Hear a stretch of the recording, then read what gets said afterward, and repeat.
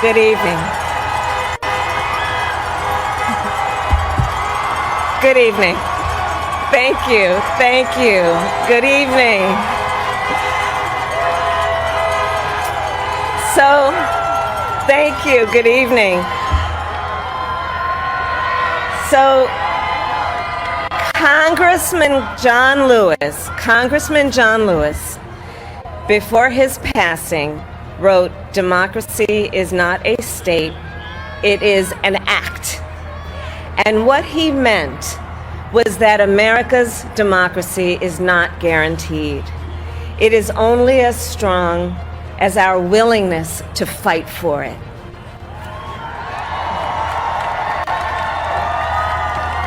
To guard it and never take it for granted.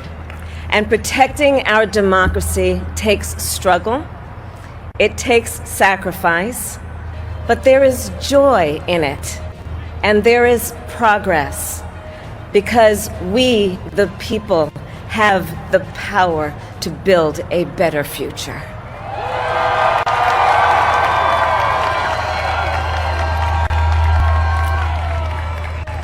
And when our very democracy was on the ballot in this election, with the very soul of America at stake, and the world watching, you ushered in a new day for America.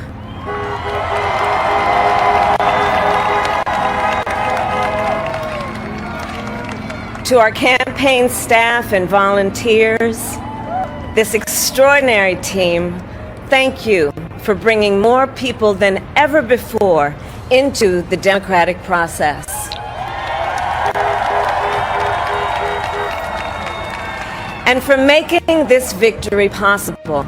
To the poll workers and election officials across our country who have worked tirelessly to make sure every vote is counted, our nation owes you a debt of gratitude.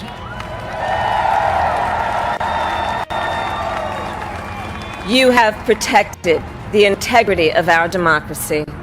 And to the American people who make up our beautiful country, thank you for turning out in record numbers to make your voices heard.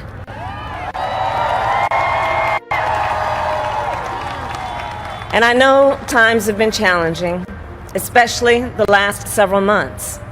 The grief, sorrow, and pain, the worries and the struggles. But we have also witnessed your courage, your resilience, and the generosity of your spirit.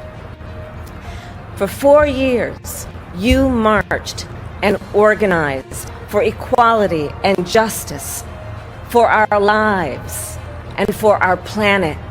And then you voted.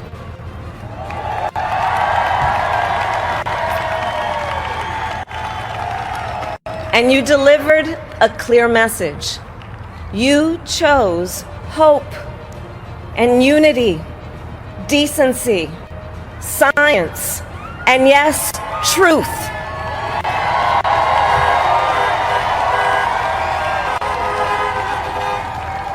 You chose Joe Biden as the next president of the United States of America.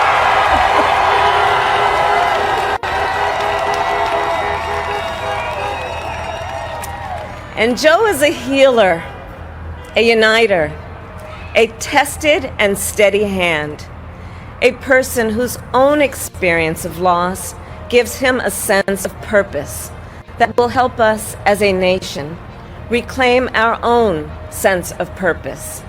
And a man with a big heart who loves with abandon. It's his love for Jill, who will be an incredible First Lady.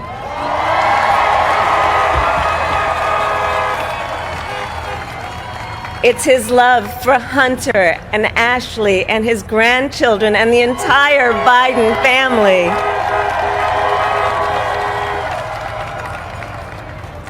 And while I first knew Joe as vice president, I really got to know him as the father who loved Bo, my dear friend who we remember here today. and to my husband, Doug,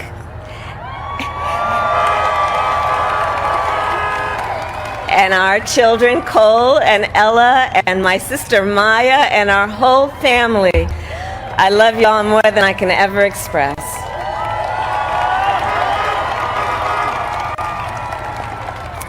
We are so grateful to Joe and Jill for welcoming our family into theirs on this incredible journey. And to the woman most responsible for my presence here today, my mother, Shamala Gopalan Harris, who is always in our hearts.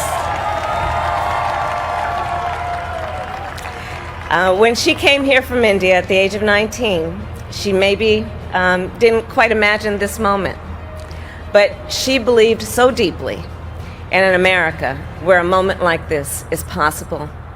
And so I am thinking about her and about the generations of women, Black women,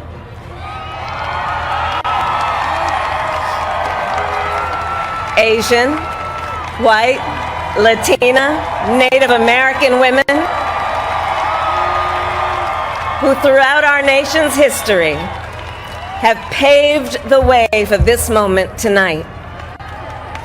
Women who fought and sacrificed so much for equality and liberty and justice for all, including the Black women who are often, too often, overlooked, but so often prove they are the backbone of our democracy.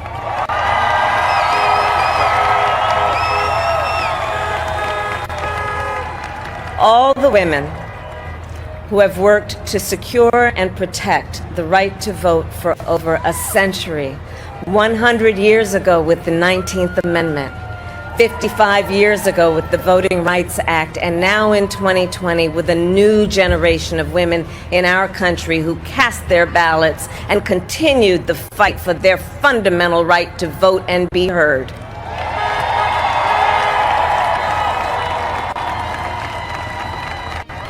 Tonight I reflect on their struggle, their determination, and the strength of their vision to see what can be unburdened by what has been.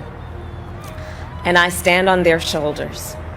And what a testament it is to Joe's character that he had the audacity to break one of the most substantial barriers that exists in our country and select a woman as his vice president.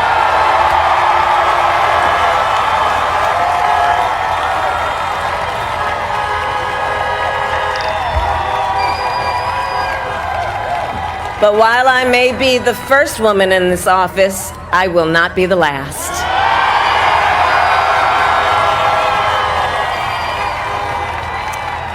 Because every little girl watching tonight sees that this is a country of possibilities. And to the children of our country, regardless of your gender, our country has sent you a clear message. Dream with ambition, lead with conviction, and see yourselves in a way that others may not, simply because they've never seen it before.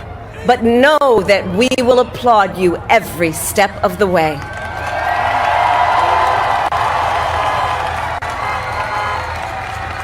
And to the American people, no matter who you voted for, I will strive to be a vice president, like Joe was to President Obama, loyal, honest, and prepared, waking up every day thinking of you and your family.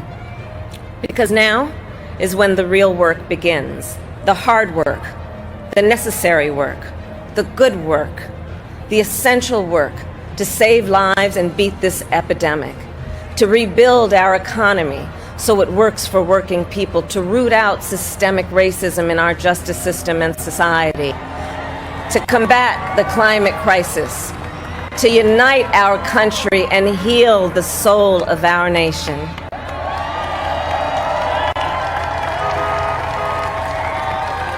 And the road ahead will not be easy, but America is ready. And so are Joe and I.